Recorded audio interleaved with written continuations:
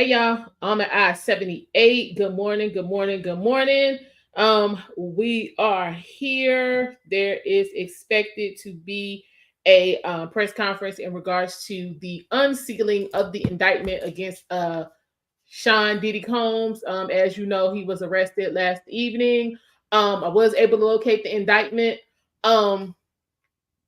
But what I think I'm going to do is we're going to wait for the press conference and then see if what is said in the press conference matches up with what is in the indictment. Now, the indictment is about 14 pages long, as we were able to find out last night that the original plan was to actually arrest Diddy today, but something happened, and maybe they'll tell us what that is, where they made the decision to go ahead and arrest him last night.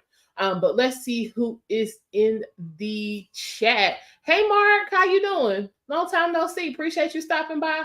Hey, Eric, how you doing? Say your birthday was on the 1st, 48 years. All right. Yes, he is. A happy belated birthday. So listen, y'all, we gonna see what's going on. MSNBC had a little update we're gonna watch real quick. Let's see what's going on. Sean Didsy Combs was just unsealed, and it lays out multiple charges against him, including racketeering, sex trafficking, transportation to engage in prostitution. Now, Combs was arrested overnight by federal agents at a Manhattan hotel. He will appear in court this morning, and according to a source familiar with the situation, Combs was caught off guard by the arrest. But it comes after a year's worth of accusations against Combs, many laid out in lawsuits, including sexual misconduct, sex trafficking, and even distribution of illegal narcotics and firearms. His lawyers said in part he is an imperfect person, but he is not a criminal, and that they will fight these charges with all of his might and the full confidence of his lawyers. Joining us now, MSNBC legal correspondent Lisa Rubin, NBC Homeland Security correspondent Julia Ainsley, and defense attorney Misty Maris.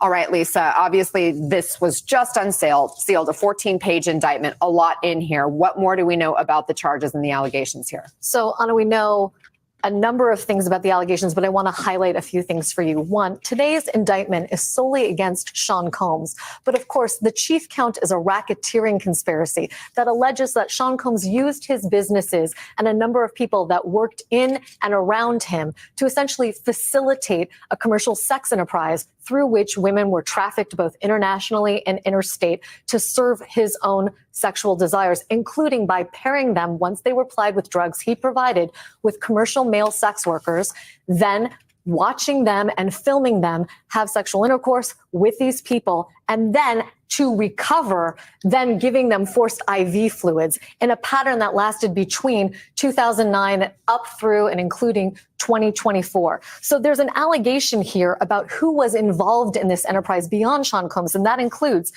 security staff, household staff, personal assistants, and other Combs business employees who are engaged in that pattern that I just referred to with you, which the indictment refers to as a freak-off. The other thing I want to tell our viewers is that there is a victim here who's identified as victim one.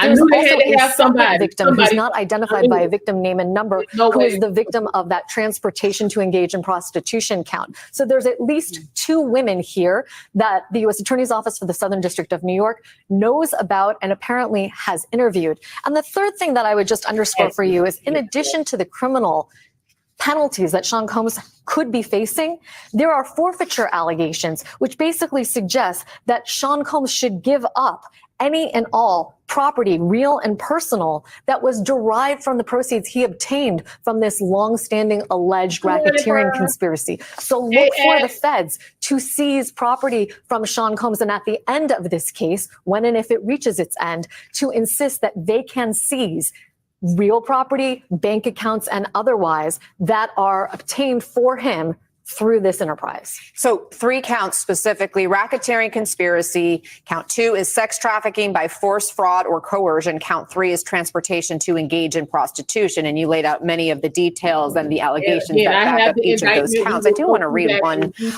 quote that is quite disturbing, but I think gives you a greater sense of what was going on here. And it reads, "For decades, Sean Combs, the defendant, abused, threatened, and coerced women and others around him to fulfill his sexual desires, protect his reputation, and conceal his conduct. To do so, Combs relied on the employees, resources, and influence of the multifaceted business empire that he led and controlled, creating a criminal enterprise whose members and associates engaged in and attempted to engage in, among other crimes, sex trafficking, forced labor, kidnapping, arson, bribery, and obstruction of justice." So, Lisa, does this mean other people could face charges beyond Sean Combs? It does, or it means that other people may already be cooperating with prosecutors in their building of a case against Sean Combs. One thing, Anna, that I want to also highlight for you is that this would not be possible without a change in New York civil law called the Adult Survivors Act. That is what allowed people like Cassie Ventura, who is one of Sean Combs' alleged victims, to bring civil lawsuits suing him for their abuse. Many of those allegations undergirded the Southern District of New York's investigation here, and some of those find echoes in this criminal indictment. So you see the reverberations of the Me Too movement empowering women to come forward, sue civilly, and then seeing federal authorities then transform them into some of the details we see in today's indictment. And let's listen to Sean Combs' lawyer heading into court this morning. We have a clip. This is what we've been expecting since the searches in March. He, to his great credit, he voluntarily came to New York. Not a lot of defendants do that. He came to New York to basically engage the court system and start the case. So it sounds like, or he implies, that he came here anticipating these charges were going to be happening. Would it make sense that they'd be given a heads up? It might make sense. A lot of defendants, particularly in cases like this, would rather surrender voluntarily and avoid being arrested and cuffed in a public situation and then perp walked, so to speak, through a federal courthouse. It may be that Sean Combs and his lawyers understood that this was about to happen, and therefore they arranged for a more quiet, voluntary arrest. That having been said, Mark Agnifilo, who's the lawyer who you just showed, when he says these are the charges we expected, I can't imagine that even the best criminal defense attorney could have expected the broad panoply of allegations in this indictment, which is one of the most hideous criminal instruments I have ever seen in my years of being a lawyer and also working on this network as a correspondent. And Julia, I am struck by the fact that it was Homeland Security investigations that carried out the arrest last night, according to WNBC, our local affiliate here in New York. What does that suggest? Yes, it was Homeland Security investigations. It was also Homeland Security investigations that earlier this year in March conducted warrants that they got from the Southern District of New York to seize electronics from his properties in Miami and Los Angeles. And at the time, I would go to sources that falls within Department of Homeland Security and say, why is this HSI, not FBI? Well, HSI does a lot with human trafficking. And also this international element was coming up. This was a big question we weren't able to answer until right now when this indictment was unsealed. And that's the fact that there's an international component that Lisa talked about, that the trafficking was not just interstate, that there were people coming in from outside of the country. And that's something we might hear of more, when prosecutors bring this forward, as we hear of how he did this. Another thing I wanted to point out was the narcotics piece. I spoke to a former HSI agent just this morning who talked about trafficking. The definition is using force, fraud, or coercion. And very often that is through narcotics. You can get someone addicted to drugs. You can find someone who's addicted to drugs and completely manipulate their behavior and keep them coming. There were other ways he also used force, fraud, and coercion, not only just getting people into an altered state to perform these sexual acts, but also by tracking their whereabouts, by controlling their careers, their finances. He had people who would come in and use these videos that people, they were videotaped in these sexual acts they didn't know about, and they would use those as blackmail. So time and time again, you see how he uses force, fraud, and coercion really in a psychological way to keep these victims on the hook. That's something that HSI was tracking from the very beginning.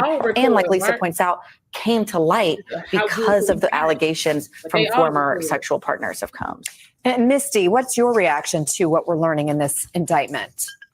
First of all, these horrible allegations, but something that I want to focus and emphasize is that we're talking about videotapes referenced in this indictment. And we know that Diddy's homes were raided. So it's likely to be the electronic footprint here is going to be central to the prosecution's case and is likely to be significant and evidence that's going to help the prosecution as this case pushes forward. Remember, once those electronic devices are obtained by the government, they're searched. That could lead to additional searches. That could lead to speaking to certain potential victims or witnesses or others who are involved in the criminal enterprise.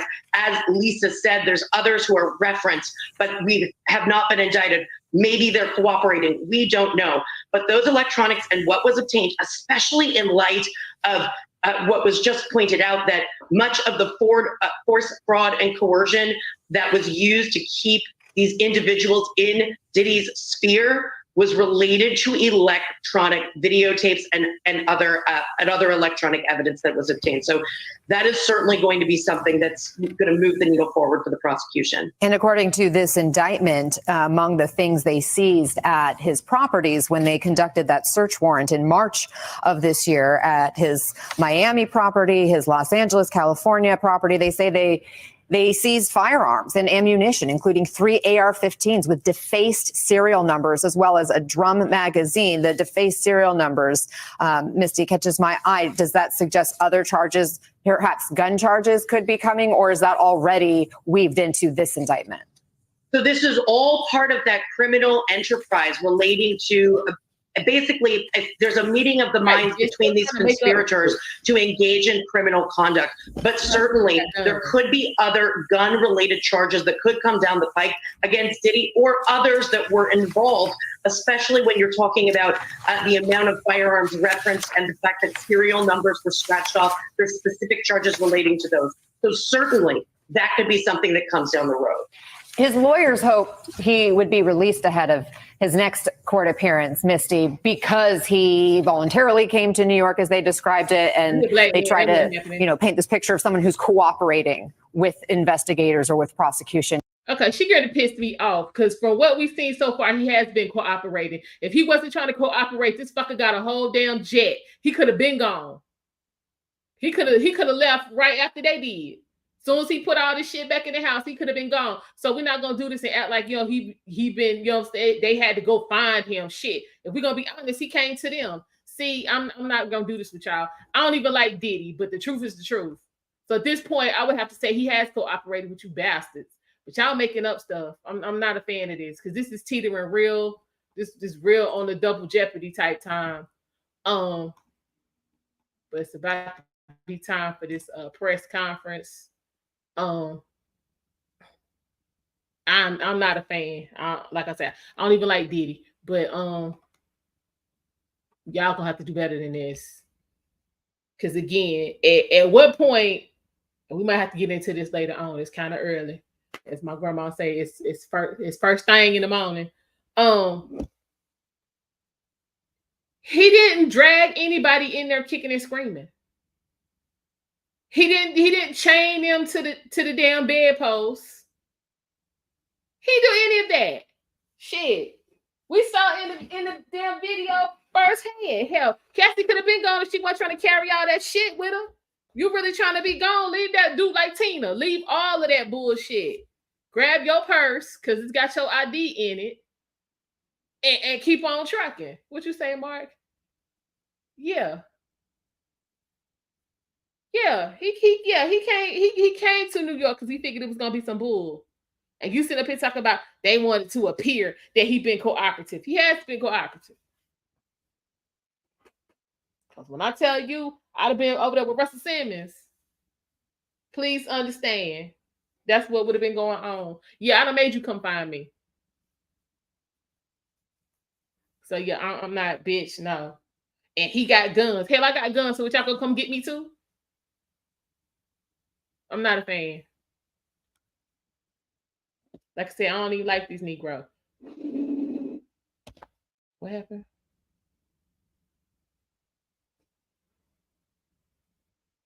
Yeah, I ran that on real early. Yeah, I don't even like that Negro. But now y'all making up stuff, and that's why y'all created all of these laws. So y'all can, you know what I'm saying, figure out how to, because again, I haven't seen any who other than black men have they come after with this new law in New York? Who? Because I missed it. Y'all just let me know. Just let me know, because I done missed it. Yeah, let's see how this hell. I'm not a fan. Like that, I don't like Diddy, but like, come on.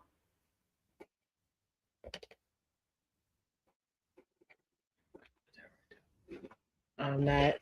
And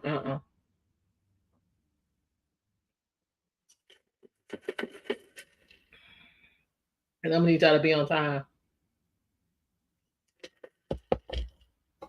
But I really want to know what made them pick him up yesterday.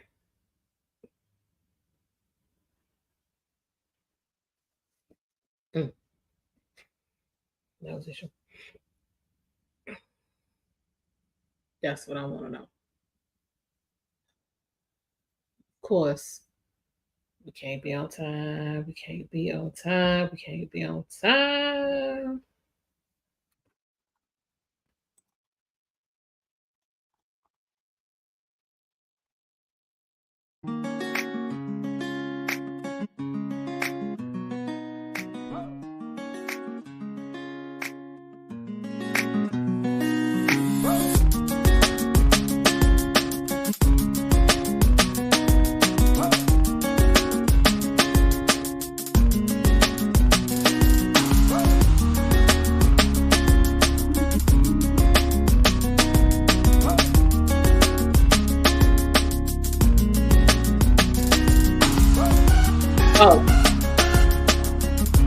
That used the business empire he controlled to carry out criminal activity, including sex trafficking, forced labor, kidnapping, arson, bribery, and the obstruction of justice. That's what we're doing. Let me say a little bit more about the charges. The indictment alleges that Combs abused and exploited women and other people for years, and in a variety of ways. As alleged, Combs used force, threats of force, and coercion to cause victims to engage in extended sexual performances with male commercial sex workers, some of whom he transported or caused to be transported over state lines. Combs allegedly planned and controlled the sex performances, which he called freak-offs, and he often electronically recorded them. The freak-offs sometimes lasted days at a time, involved multiple commercial sex workers, and often involved a variety of narcotics, such as ketamine, ecstasy, and GHB, which Combs distributed to the victims to keep them obedient and compliant. As alleged, when Combs didn't get his way, he was violent, and he subjected victims to physical, emotional, and verbal abuse so that they would participate in the freak-offs, and that Combs hit, kicked, threw objects at, and dragged victims, at times by their hair. On one occasion in March of 2016, that conduct was captured on video and later reported in the media. Specifically, Combs kicked, dragged, and threw a vase at a victim in a Los Angeles hotel when the victim was attempting to flee. As alleged, these assaults often resulted in injuries to the victims, which took days or weeks to heal. In addition to the violence, the indictment alleges that Combs threatened and coerced victims to get them to participate in the freak-offs. He used the embarrassing and sensitive recordings he made of the freak-offs as collateral against the victims. And the indictment alleges that he maintained control over the victims in several ways, including by giving them drugs, by giving and threatening to take away financial support or housing, by promising them career opportunities, by monitoring their whereabouts, and even by dictating their physical appearance. Because of all of this, the indictment alleges that the victims did not believe they could refuse Combs without risking their security or facing more abuse. The indictment also alleges other acts of violence undertaken by Combs and others, including violence against witnesses to his abuse, kidnapping, and arson. The indictment alleges that on more than one occasion, Combs carried or brandished firearms to intimidate and threaten victims and witnesses. Now, Combs did not do this all on his own. As I mentioned, Combs has been charged with RICO conspiracy. He used his business and employees of that business and other close associates to get his way. Those individuals allegedly included high-ranking supervisors in the business, personal assistants, security staff, and household staff. The indictment alleges that those individuals facilitated the freak-offs. They booked the hotel rooms and stocked them with the supplies, including drugs, baby oil, personal lubricant, extra linens, and lighting. Baby oil. When the hotel rooms got damaged, they helped clean it up. They arranged for victims and commercial sex workers to travel for the freak-offs, and they delivered large quantities of cash to Combs to pay for the commercial sex workers. The indictment also alleges that they helped Combs cover up his crimes. During the March 2016 incident at the LA hotel that I mentioned earlier, a member of the hotel security staff intervened, and Combs attempted to bribe the staff member with a stack of cash to make sure that what happened was kept quiet. And as the indictment alleges, in late 2023, after public allegations were made about Combs' crimes, he and others pressured witnesses and victims to stay silent, including by making phone calls to witnesses and victims and giving them a false narrative of what they had experienced. And as alleged, Combs used others to help conceal his abuse by monitoring and preventing victims from leaving a location in order to hide their injuries, or by locating and contacting a victim who had attempted to flee. As part of this investigation, in March of this year, special agents from HSI executed search warrants at Combs' residences in Miami and Los Angeles. They also executed a warrant for Combs' electronic devices. During those searches, agents seized evidence of the crimes charged in this indictment. They seized firearms and ammunition, including 3 defaced AR-15s and a large capacity drum magazine. They also seized evidence of the freak-offs, electronic devices that contain images and videos of the freak-offs with multiple victims. And they seized cases and cases of the kinds of personal lubricant and baby oil that Combs' staff allegedly used to stock hotel rooms for the freak-offs, more than 1,000 bottles altogether. Here are some of the items that we recovered during the searches. Man, I know y'all ain't about to put up no pictures. Not As you can see here, this is a drum magazine, large capacity, and it contains, I believe, 59 rounds. I mentioned as well, we recovered 3 AR-15s. This is a close-up shot of one of the AR-15s, and you can see right here, the serial number has been thoroughly defaced. Another picture of more ammunition and parts of 2 AR-15s right there. Why do we make it a point to show the guns? Now, I want to be clear about 2 things. First, this office is determined to investigate and prosecute anyone who engages in sex trafficking, no matter how powerful or wealthy or famous you may be. No one should doubt our commitment on that. A year ago, Sean Combs stood in Times Square and was handed a key to New York City. Today, he's been indicted and will face justice in the Southern District of New York. Second, we are not done. This investigation is ongoing, and I encourage anyone with information about this case to come forward and to do it quickly.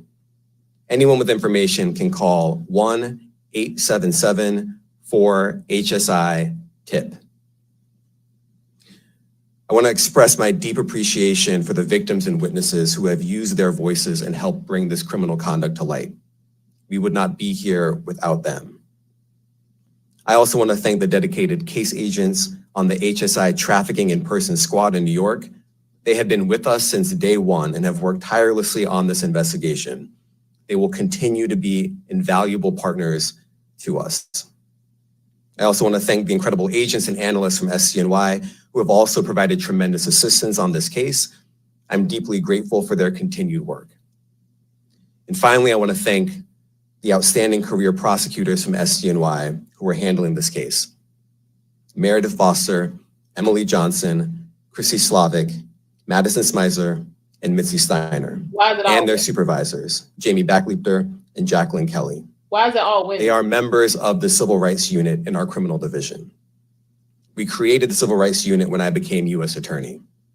I'm deeply proud of their work on this and so many other cases. I'll now take some questions. Eric Katursky, ABC. Thanks, Nick. Damian, thanks. The indictment describes aggressive, open, violent, hedonistic abuse that you say was recurrent and widely known. Why did it take law enforcement so long to intervene? How many women were victimized by Sean Combs and how many others were involved? Look, our investigation is ongoing. We are committed to bringing justice to everyone who's been victimized by the defendant. I can't tell you why it took so long. I think the better focus is on the fact that we are here today. And we are committed to making sure that justice is done. Next question. Thank you. Julia Ainsley, NBC. Thank you for doing this. You said we are not done and that Combs did not do this alone. Do you foresee that there could be other charges related to this case? I'm not taking anything off the table. Janet Fisher, Newsday. What's the difference between the sex trafficking and promoting travel for the purpose of prostitution? Well, there are different crimes with different elements. I don't That's what he's think we should get into the nitty gritty of the legal discussion right now, but the sex trafficking, we believe, they're all serious offenses, but the sex trafficking conduct carries some significant penalties. That's what he's asking you. What's the and we difference? are gratified that we were able to bring that charge. One more coercive than the other? I'm not going to be able to get into that, but you can look it up. And yes, sex trafficking, especially when it involves coercion or force, is a very serious crime, and it carries significant penalties. Good afternoon, Darla Miles, ABC7 New York. Thank you for this press conference and for the details. 2 questions. In context of this indictment and the information that was presented to the grand jury, are you able to clarify the number of victims? It's mentioned plural in the indictment, but can you specify the number of victims just for this particular indictment? And secondly, can you provide details about the alleged arson? Unfortunately, I'm not able to provide either. The number of victims, you are correct. We are intentional in saying multiple. The details of the arson incident are limited to what we have in the indictment and also the detention letter that we filed, which contains more details than the indictment does at various points. But we don't have anything more beyond that. Don't worry, I'm gonna read this indictment. I'll find out about that arson. Are any of his accomplices or associates under investigation?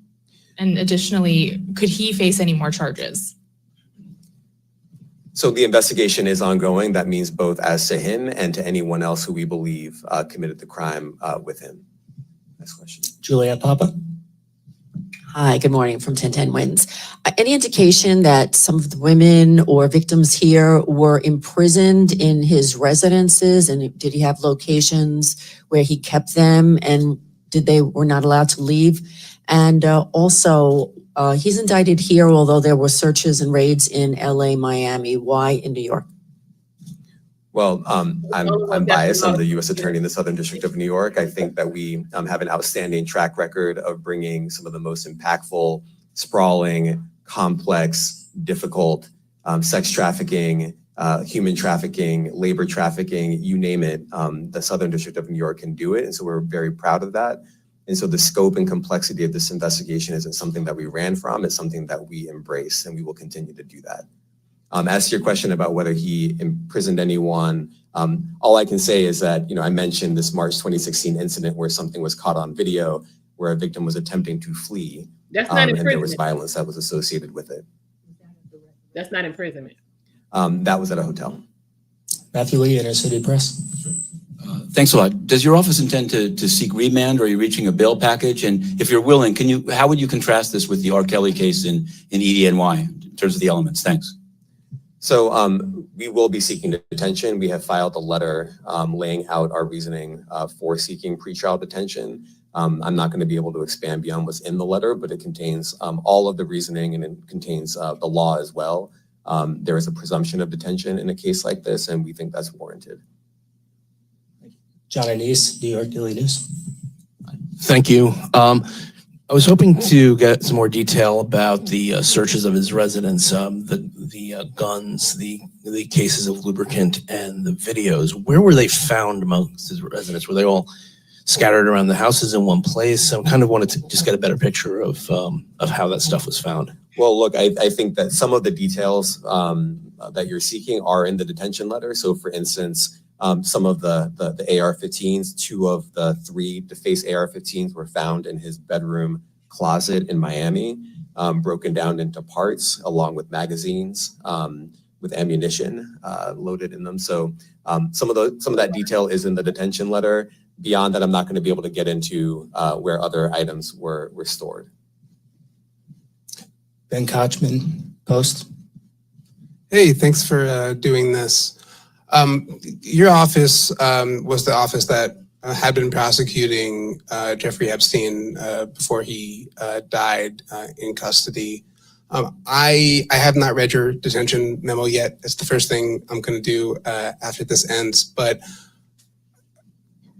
does the memo address, or is your office concerned with Combs's safety in custody, given what happened with Epstein?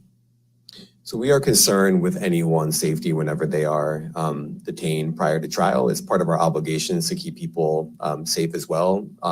It's part of the criminal justice system. So, but I do not draw any sort of connection between Jeffrey Epstein's suicide and what may or may not happen to any other defendant while they are detained pre-trial. And of course, the decision whether to detain the defendant will be up to a judge. Our position is that pretrial detention is warranted under the law and based on the facts of this case. And I'll leave it at that. Are some of the prosecutors on this case some of the same prosecutors that had been handling that or that worked on the Maxwell case? So I'm not going to get into the staffing. I will say that this team, this group of AUSAs, this incredible group has been working on this case around the clock. And they've had their hands. Detention letter he's talking about, y'all. Gus Rosendale, NBC News. 16 pages. Good morning, sir. Combs' attorney said that his client has been cooperative with investigators. He said that this morning. I was wondering if you would have a reaction to that. Let me just say this. I think that generally with increasing frequency, the word cooperative or cooperating has taken on tremendous elasticity, and it no longer really bears any relation to what the word means when we use it in a very specific context. So responding to lawful process and the like does not qualify as cooperation when we use that term here. Mike Sisak, AP. Thanks.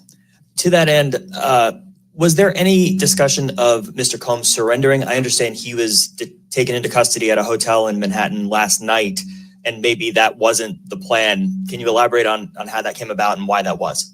I'm not going to be able to get into any sort of operational details as to how he was taken into custody and when.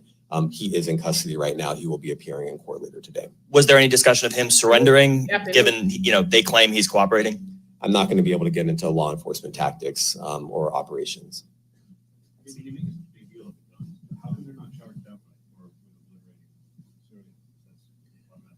Well, I can't get into the charging decision. It is very meaningful to us that weapons were possessed, as we allege in the indictment.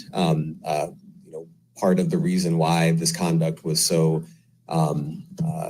pervasive and harmful was because victims and others didn't necessarily feel comfortable denying him his wishes, as we allege, because of the presence of firearms. I should leave it there. Thanks. Last question, Jacob Shamison. Jacob Shamsian, Business Insider. Thank you. Given that he's the sole defendant in this case and that you allege he's part of a conspiracy that involves members of his companies, do you anticipate a superseding indictment that will bring allegations against other members of his companies or other co-conspirators as well? I can't take anything off the table. Anything is possible. Our investigation is very active and ongoing. And I think a lot of you who cover this office know that when we say such things, that developments are certainly foreseeable, but I cannot predict them sitting here today. All right, thank you, everyone. Thank you. Thank you, everyone. Thank you.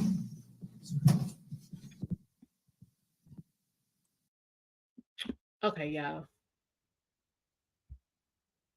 I could have just read the indictment and kept on moving because he didn't tell us anything.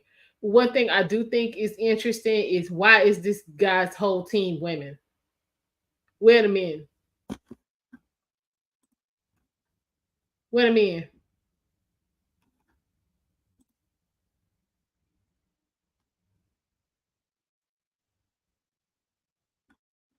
Where are the men in this process? Like, the whole team women, and then you sitting up here looking like you missing major amounts of testosterone, and you supposed to be telling them what to do.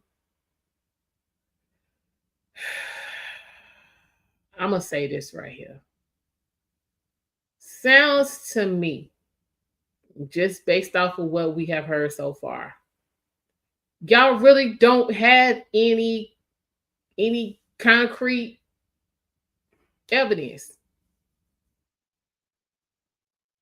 Like we got him without a shadow of a doubt. It's nothing he can say that's going, fix this up. I'm just not hearing any of that because you kept talking about saying the video we saw with Cassie. That has nothing to do with trafficking. There's no trafficking on that video. They're talking about the detainment letter because again, he has not been arraigned yet. I figured he would be part of the afternoon arraignment group. So we still waiting on that. But let me see. Like I said, I have this detention letter he was talking about, and like I said, this damn thing is 16 pages, and the indictment is only 14 pages. It took them 6 months. If they had concrete, because y'all know, like the first couple of pages of the indictment usually be a bunch of fluff. But they be trying to get you in your feelings. And for this to only be 14 pages for 3 charges, that's kind of short. They don't, and racketeering is the first one. When all else fail, go to RICO. Hold on. I'm trying to see what they saying in this.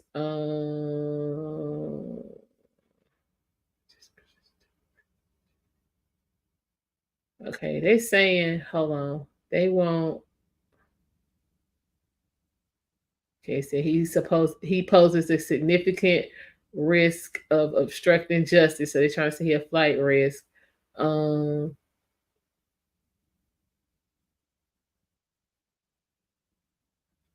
They want him detained. I'm trying to see if they have a recommendation as to where, because detention can be jail, a halfway house, or house arrest, according to this. So I'm trying to scan through this real quick and see if they have a recommendation as to what they want. Like I said last night, I can totally see house arrest because again, take his passport, house arrest with a monitor. This is, let's be for real, y'all. This Diddy. You trying to have Diddy in general pop? That's gonna be a problem. That's gonna be a security nightmare Like, no. So yeah, go ahead and hit the house arrest. But let me see. Okay, they're talking about how he used violence, threats, and coercion. Talking about the trafficking. The freak offs. I don't know why y'all supposed to be professional. Why y'all want to keep putting that in the? I've seen freak off. I'm on page 2. I've seen freak off 5 times in this. Hold on. Addition to physical emotional cage. Okay, Nate. This is basic. Okay, because he got firearms. So having guns is a crime. Pictures. He bribed witnesses and obstructed justice. Okay. Government's investigation is ongoing. So this is my thing right here. What did y'all go snatch him up for if your investigation is still ongoing? That just because I want to know. Hold on. To the extent of the court has additional questions. It's additional information on ex parte basis. Shall they say he is a danger to the community and he has a high risk of flight? Hold on. Obstruction of justice is another ground for pretrial detention by the courts. Bail Reform Act lists 4 factors: nature and circumstances, weight of the evidence, history and characteristics of the person, and the nature and seriousness of danger to any person or the community that would be posed by the person's release. So them the 4 pieces that this judge Taberski or whoever this is supposed to be arraigning him this afternoon. Them the 4 pieces they supposed to look at to determine whether or not he gonna be detained. So let me go back through that real quick. The nature and circumstances of the crime, the weight of the evidence against the person, history and circumstances, and the nature and seriousness of the danger that this person might pose if you don't detain them. So in the 4 pieces they're supposed to be looking at.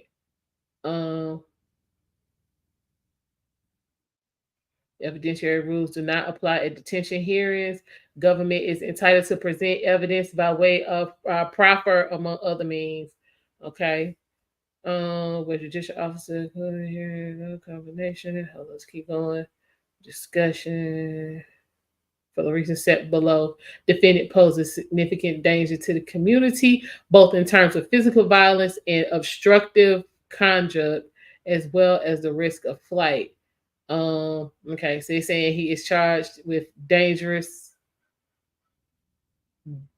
serious, and violent crimes.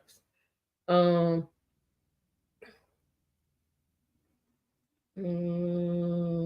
on. Since 2008, defendant has been engaged in serious acts of violence, including forcing and coercing women to participate in sexual activity, sex with commercial sex workers by using force, financial pressure, emotional abuse, and narcotics. I'm sorry, y'all. I'm sorry. These women didn't have no choice in nothing. Now the sex workers had a choice. Why these chicks didn't have no choice?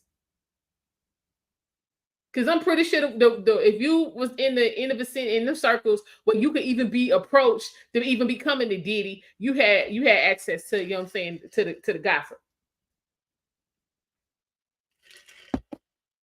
You had access to the gossip. And y'all decided that the money and the attention was worth it. So that's you decided it was worth it. So we shouldn't even be here talking. Hold on.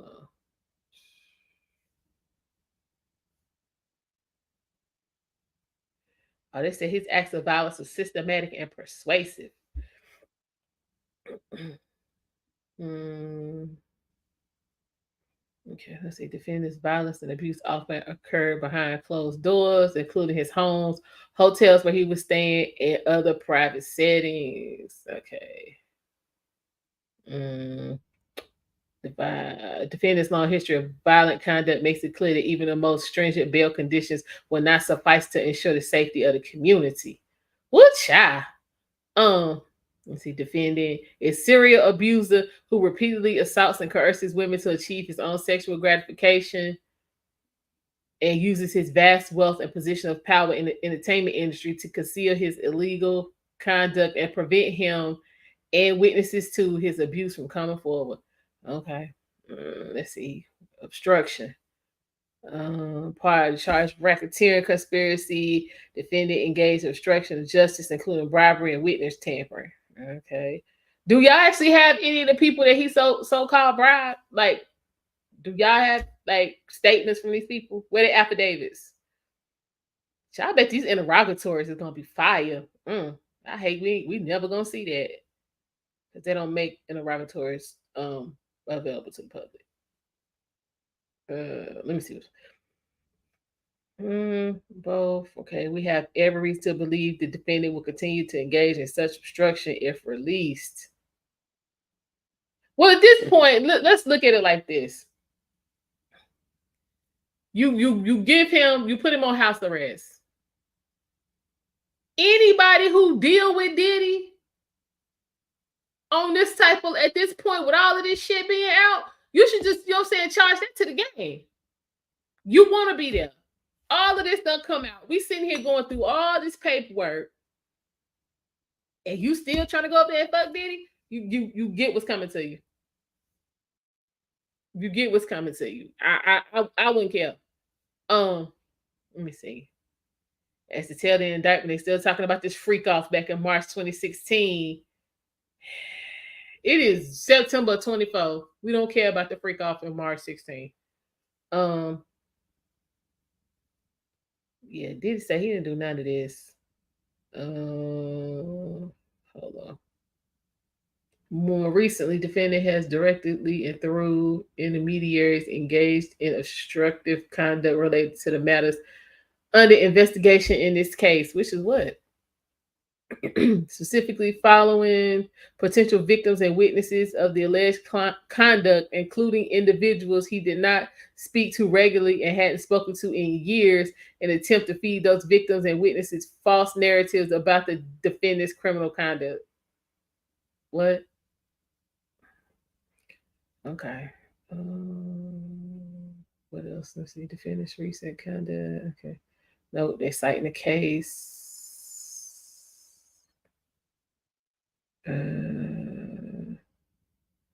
Y'all citing articles? Are y'all serious?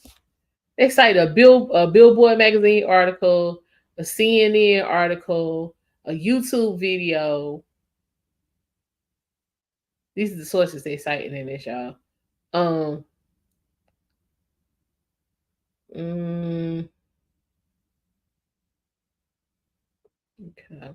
Okay, so now we got risk of flight.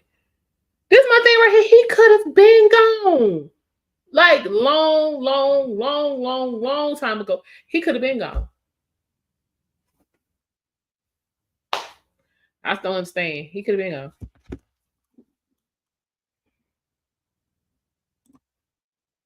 He could have been gone.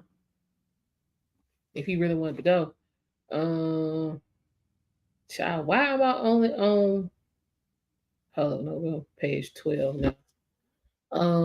Is they still talking about? I still don't see. They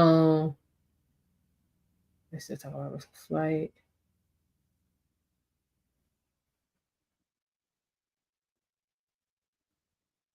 Oh, wait a minute. As of December 2023, the defendant had over $1 million of personal cash on hand.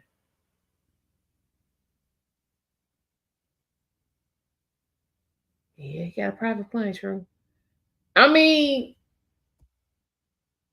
this is gonna sound real crazy, but it's true. $1 million ain't shit to Diddy. He can't take $1 million and go off somewhere and live for the rest of his life. That hell no. That's change. Citing a Fox Business article about his money. Attempted to mitigate substantial risk of flight by taking step. Okay. Defendant's legal team has taken attempts to mitigate this substantial risk of flight by taking such steps as taking his family's passports, attempting to sell his plane, and reporting his whereabouts to the government. That sounds like cooperation to me. What was all of that they was talking about earlier about cooperation don't mean what it used to mean?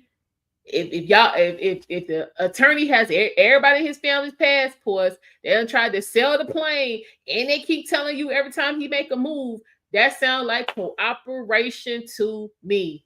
So I'm gonna need y'all to cut crap. What else? Defendant may have made calculated decision in consultation with his attorneys not to flee before any charges were filed. What? So basically, they're saying, okay, yeah, even though he did that, that don't mean nothing. He is now, for the first time in his life, facing a mandatory minimum term of imprisonment of 15 years and a maximum term of life. So he's facing 15 to life. Okay, now what's with the weight of the evidence? What is y'all recommendation? Hold on.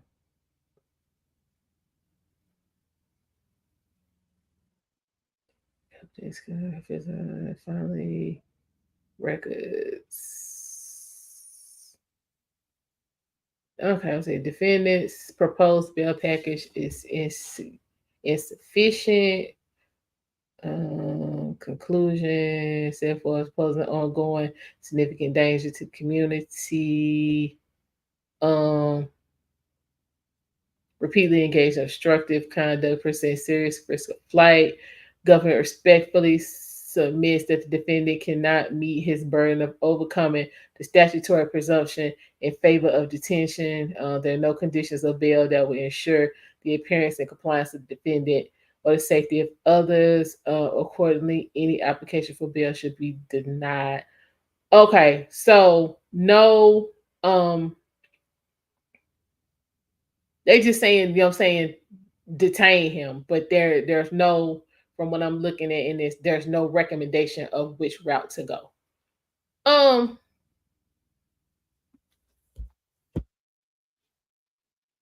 Again, I'm gonna say it like this: it's Diddy. When the hell is Diddy going where ain't nobody gonna rat him out? Put some bail on him. Remand him to his crib and put that monitor on him and let that be that. That's all I'm saying. Let that be that and go on here with your life. It's just what, like literally, what for real, what is keeping him in the jailhouse gonna do? Except get everybody else riled up. Because then it's gonna turn into damn American Idol.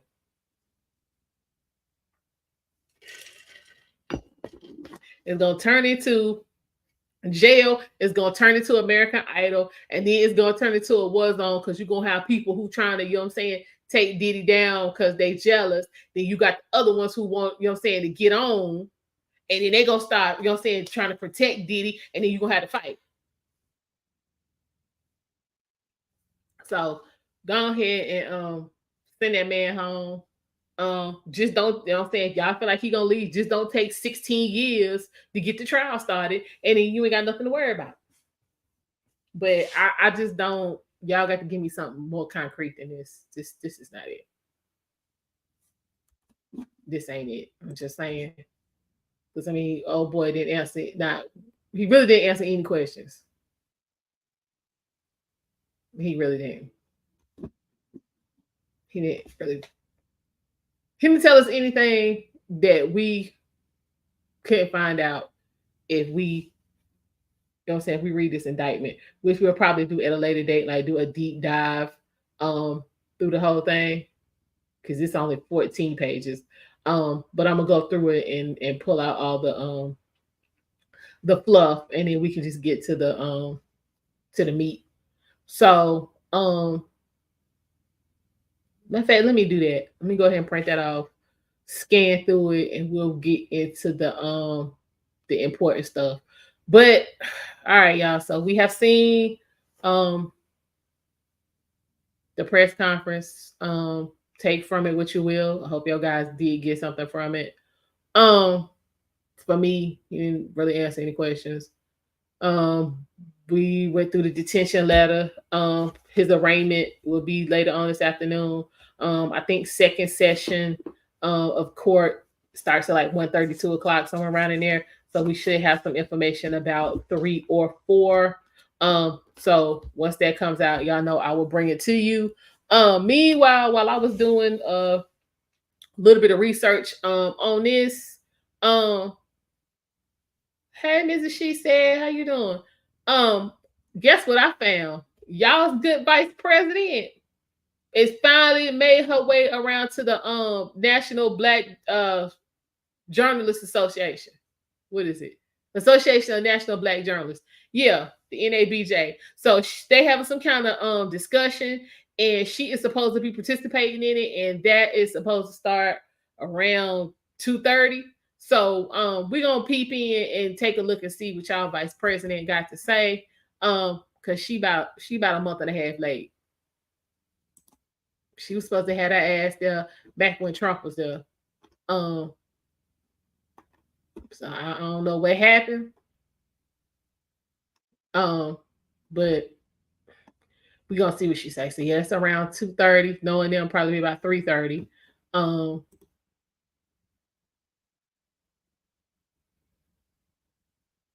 Hold up, y'all. Wait, look at this right here. Associated Press is set up outside the damn courthouse. They trying to see Diddy. Look at this, y'all. Hold on. You're just saying anybody involved with Diddy Epstein should be thoroughly investigated. You know how many people that would be? Spend the rest of our life trying to see that, trying to get that together. But again, some of these folks was willing participants. I'm just saying, like, everybody who get caught up in this shit is not a victim. Especially if you grown. Because now, again, that goes to a conversation that we've had on this channel several times. I need folks to get consistent and clear about, you know what I'm saying, what a minor is. Because again, if we supposed to be in this, you know what I'm saying, these kids supposed to be so advanced with all of this modern technology and all of this, then we can't act like they don't know shit. They out here moving like they grown. So since you moving grown, let's treat you grown. You moving grown, so now you got grown consequences. What's happening?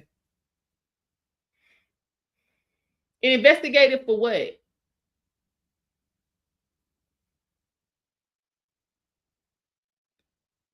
No, I'm arguing that, you know what I'm saying, either these kids advanced or they not. You out here 16 doing shit 30-year-olds do and been doing it and had the time better at it than the 30-year-old, then I'm not gonna give you a pass because you're a minor.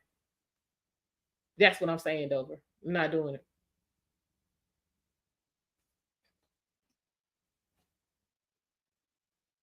Just like what was the one in the R. Kelly case? You done took your daddy car and drove across 3 states at 14 years old. You knew what you was doing. You knew exactly what time it was. So I'm not with it. Yeah, a lot of these 16-year-olds be out here moving like they 30. After you get caught up, you can't then come back and no, I didn't say it. I'm not arguing it should be 14. I'm using a 14-year-old girl in the R. Kelly case as an example. Listen up, Dover. Get out your feelings. She was 14 years old. She took her father's car and drove across 3 states to R. Kelly house. She's no victim. She ain't no victim. That's what I'm saying.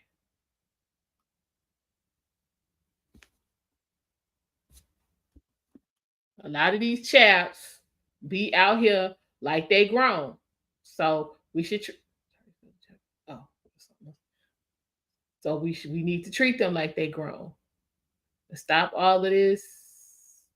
The detention letter. Yep. All right, so we done been through that. Pick a different subject. You pick the loser on this. I don't need to pick a different subject. I see these grown ass chats out here all damn day long. Y'all know what the hell this is?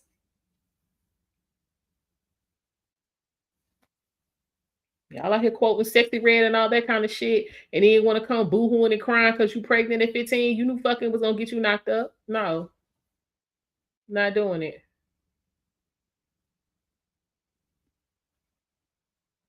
Not doing it. And she was no victim. Again, you took your parents' car and drove across 3 states. That's not victim time. That's not. Sorry. Y'all can feel bad for these kids if you want to. Like I'm sitting watching the trial now by the damn 14-year-old, damn red rummed her mama, used her mama's phone to lure her stepdaddy back home and try to take his ass out too.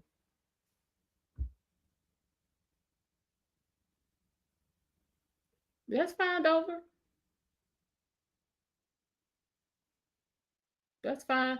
These chaps don't automatically get no pass over here. And that's what that is. We looking at what you did.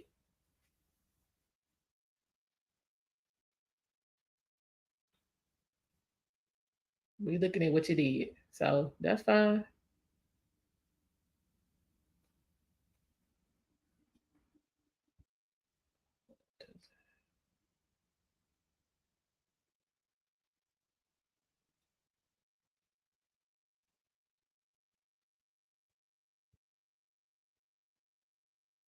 But back to this Diddy situation. This don't sound like they have much to me. I Googled, let me see if I can pin it. Shit. Sean Combs.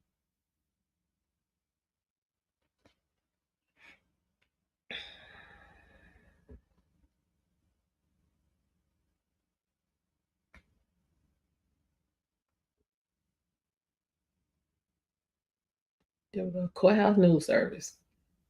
Facts.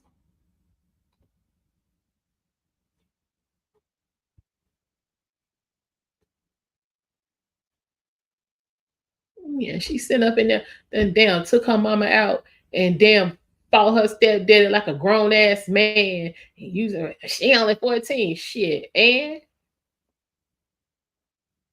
she was 14 when she did all of that bullshit. Lock her ass up. Okay. Let me know if that works, Mark. No, she up there crying. I ain't gonna do all that with you today.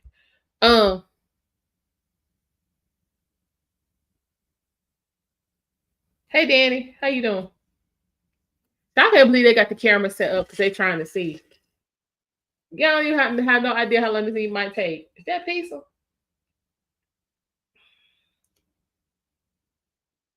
Because I would have y'all take me through the back.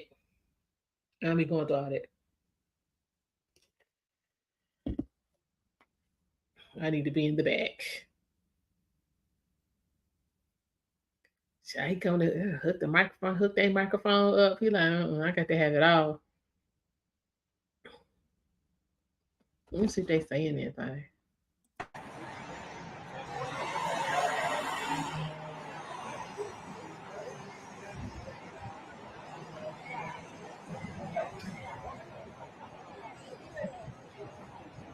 Then he might not even go down. I'm telling you, when they start out with racketeering, they ain't really got much. And all this shit, we gonna see. They're trying to get him to roll though. They're trying to get him to roll. Whether or not he gonna do it, because he got to wait for instructions from the firm, if you know what I mean.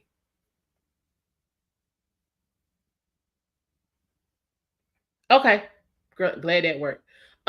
Yeah, they he got to wait for instructions from the firm.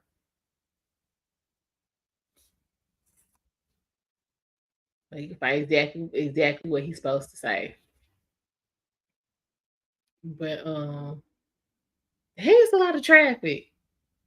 What's going on, ES3? Child, the press trying to get ready. I don't know. Is his lawyer gonna make a statement or something? I'm trying to figure out what y'all setting up for.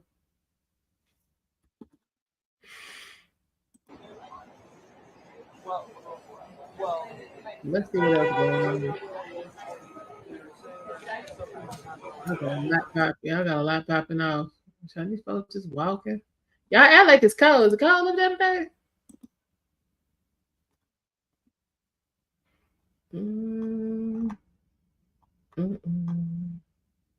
Damn, he's still on. Okay. Got the free calls. See, there they go again with they damn.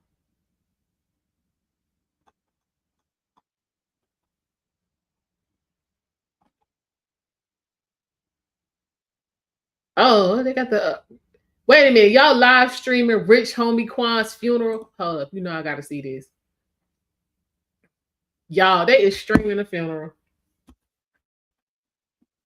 Look at this, y'all. Atlanta Braves game for Quan and his family to exclusively enjoy.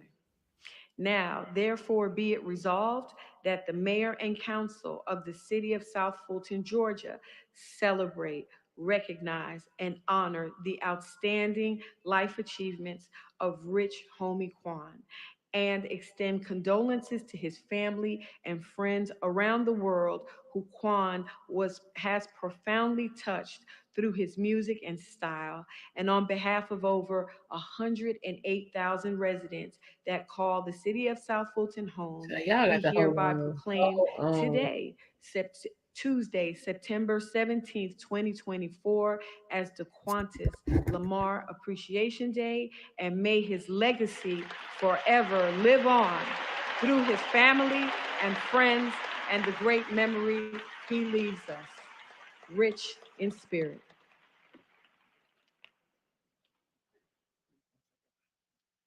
I'm sorry. I'm going to take my seat and be really, really quick, but I just want to share something that's a little bit more intimate. We know his accolades. Again, I'm Dr. Mark Baker, Councilman Emeritus of the City of South Fulton, District 7. And when we founded the City of South Fulton, it was approximately 3 months into it when the school year started. Our founding day was May 1st. And in August of that same year, as a former employee of Fulton County Schools, we lost 4 students at the beginning of the school year in that August in a tragic car accident. Only 1 survivor. There were 5 in the car. Rich Homie Quan heard about it as he was riding past the service. And I'll never forget, he walked in, he was escorted in, he was brief. He said very few words, and he paid for the services of those 4 students.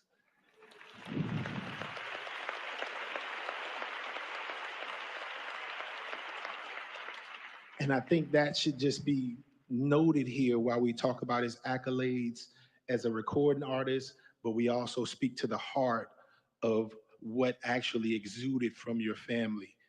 He will truly be missed in the city of South Fulton, the city of Atlanta, and the broader collective. Thank you.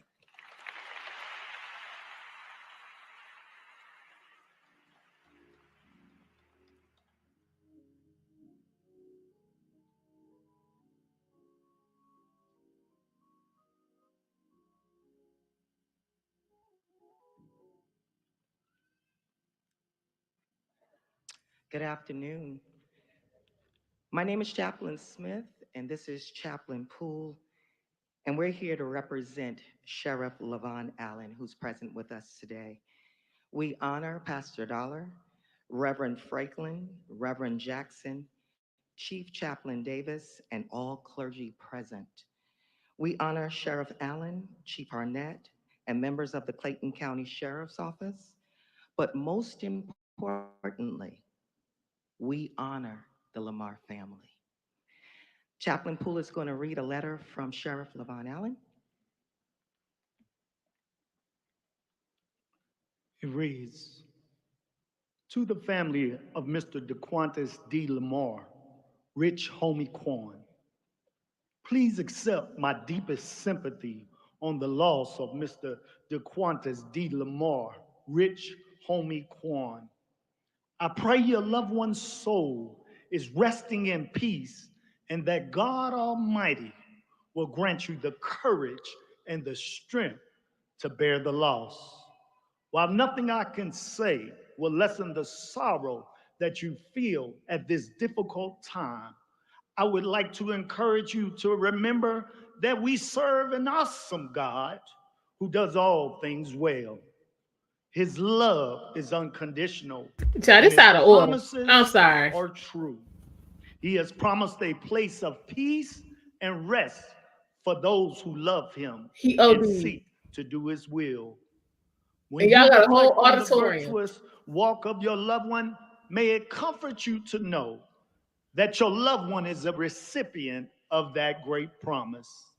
Again, please accept my sincerest condolences during this time of mourning. May God's embrace and the love of family and friends comfort and give you peace in the days ahead. The Bible says, precious in the sight of the Lord is the death of his saints. For whether we live, therefore, or die, we are the Lord's. Psalms 116 and 15, Romans chapter 14 and verse 8. With sincere sympathy, Sheriff Levon Allen Jr., Clayton County Sheriff.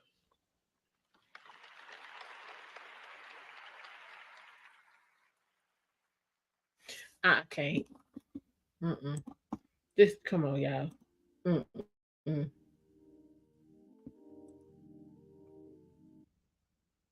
Y'all gonna spend up what little bit of money he had left on that. Let's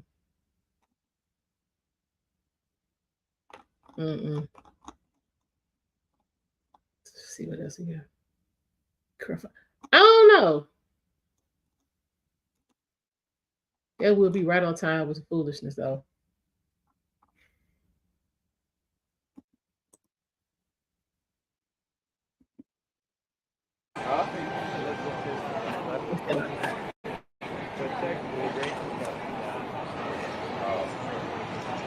I'm trying to feel like is somebody, do y'all know for a fact somebody coming to speak? That's what I'm trying to figure out.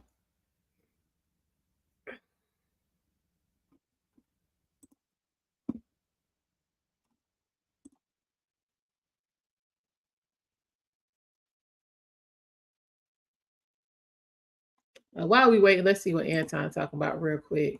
Shout out to the bag chasers. Obviously, this stuff needs to play out in a court of law. However, what they're basically telling you in this right now, okay, is that them flying women from state to state, I'm going to let them say it to you again, but I'm going to let them say it. I'm going to break this down to you from a C student's perspective. Okay. Them flying women from state to state, and then in some way, shape, or form, involuntarily having them do things that they didn't want to do, even if they sign documents, even if they sign paperwork, even if they sign consent agreements, even if they sign non-disclosures, with consent of the trafficking charge, which also feeds into the racketeering because they're running a business in order to continue to fund this illegal activity. We'll get into it. I'm going to read the indictment shortly. That is an extraordinarily serious charge. If the prosecution can prove that, the minimum sentence there, if they convict Sean Combs on that, is 15 years, and the maximum is life. 15-year minimum sentence. And then count 3 charges transportation of another individual to engage in prostitution. It's sort of a lesser included of count 2. So we've got a 3-count indictment, racketeering, sex trafficking by force, and then interstate transportation for the purpose of prostitution.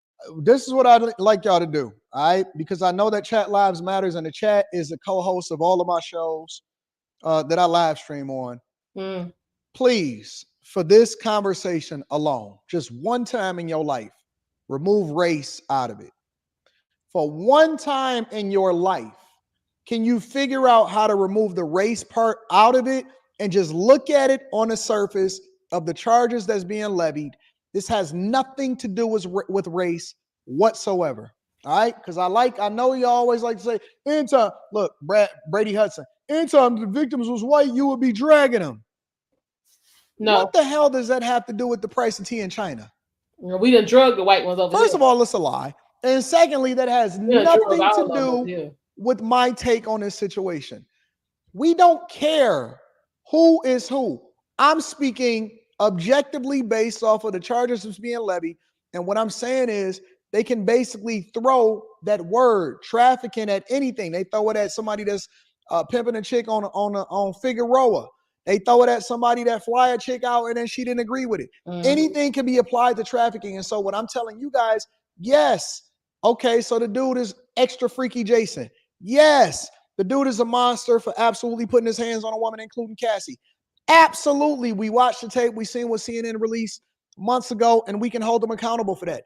But to blanketly throw a trafficking, which basically covers everything whenever somebody is moving around, to throw that charge at somebody and then say, I can give you life for that is wild.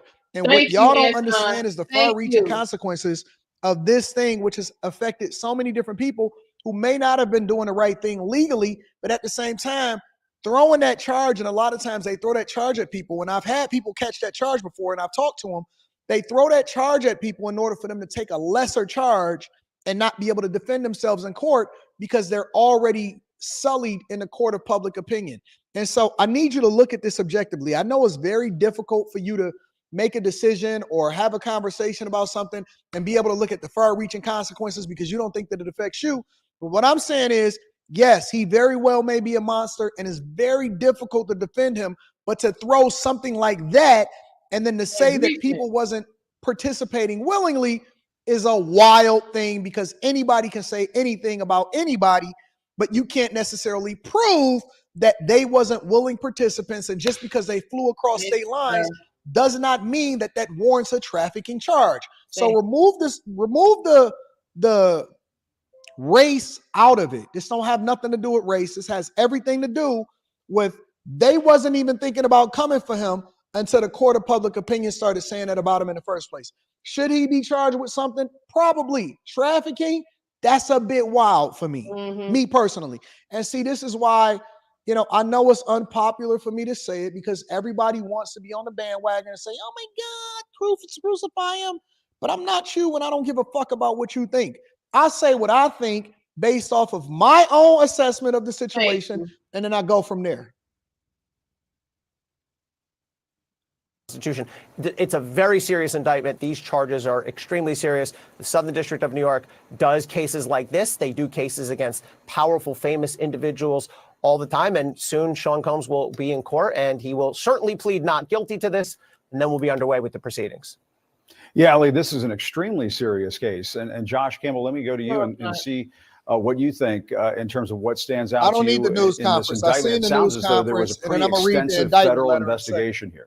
Right. There was indeed, and you know, it's interesting. We've been reporting all along. I get tired of these motherfuckers showing up over here on Anton Page trying to tell him about what the fuck to do and what he need to say and all this kind of shit. He a multimillionaire. Y'all need to sit down like the rest of us, get your pen and paper, and figure out how to get on his damn level. He don't need us to tell him what the fuck to do. He got multiple channels and he got platinum plaques on all of them, which means he got at least 100K watching. So we good. He good. He don't need no help.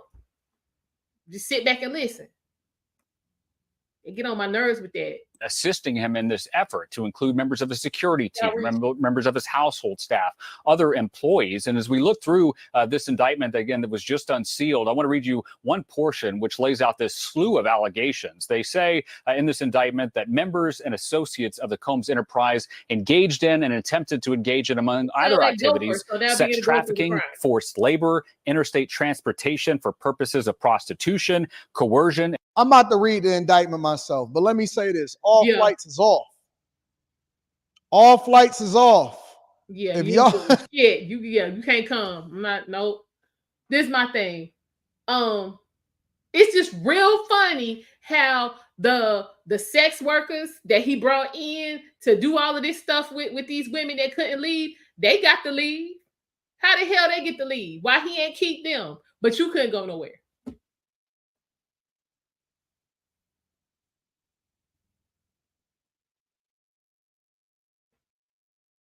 Okay, well, AJ, I mean, you sounds like you didn't grow up in what we would consider a